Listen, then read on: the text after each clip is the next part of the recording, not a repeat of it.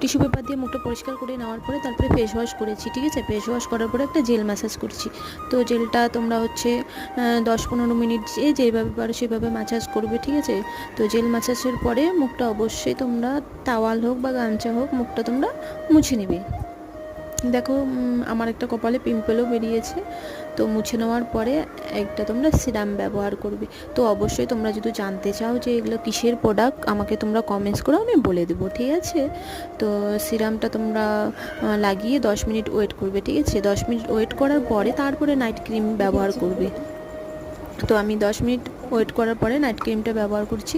তো এরপরে তোমরা রেজাল্টটা জাস্ট দেখো।